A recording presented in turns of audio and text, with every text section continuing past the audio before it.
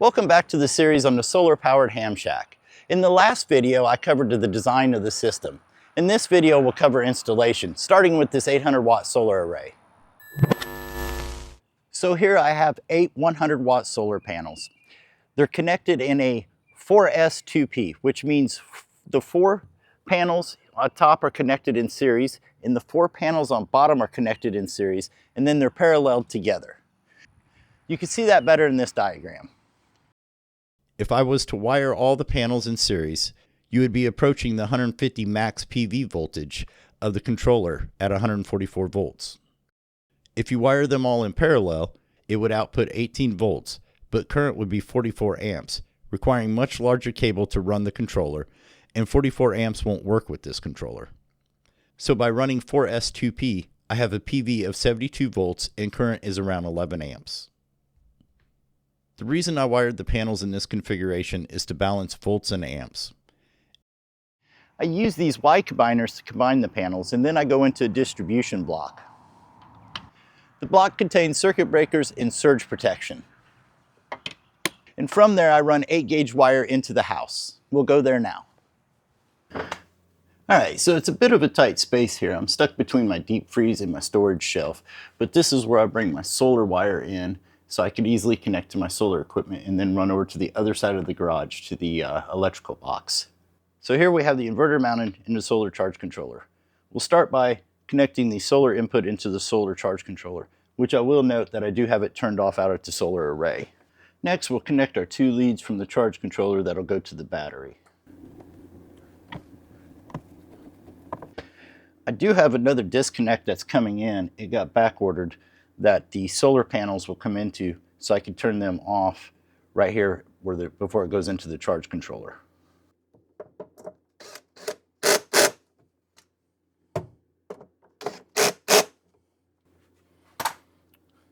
And now we have the inverter and the charge controller connected to the batteries that are wired in 24 volt series. Now we'll go turn on the solar array and see if we're getting power into the controller.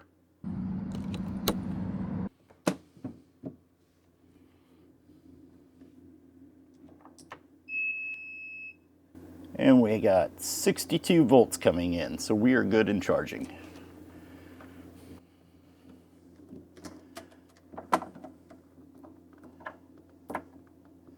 And we're at 27 volts charging. Now we're going to connect the Bluetooth dongle. Alright, now let's turn on the inverter. Put our meter over to AC. Let's see if we're getting any power.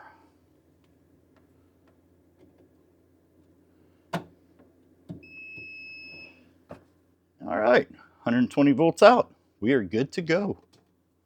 Now if we go to Victron Connect. Alright, we see our 2 devices coming up. We can now connect those.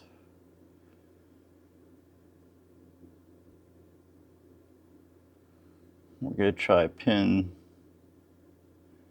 how many did I put in? We're going to try pin 000000. I hate Bluetooth devices that need pins to connect when they don't have a display screen to show you the pin. So now it should ask us for the pin. Shortly after this, I discovered if I would have just read the text on the screen, it told me the pin number is on the sticker on the device. There we go. And we can see we got our voltage is 75 volts. And the battery's voltage is 27.58 in a state of float because we are not running anything on it. So let's put a load on it and see how it does. Let me find something. Alright, so we'll take and plug a fan in.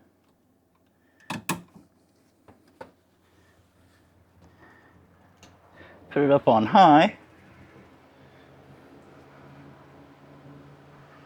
We can see we are running about 71 watts, 74, 76. And she's pulling off of solar, so she's not needing to use any battery. The charge controller has Bluetooth built in it. The app is really nice, tracking the power output of the panels and the voltage of the battery. It also keeps history, so you can see how your solar array performed for the week and even has a cool live graph. The inverter shows AC output and battery voltage as well as load. You could also change settings like low battery shutdown and such. All right, so for the next video, we'll run the power over to the office and start testing equipment.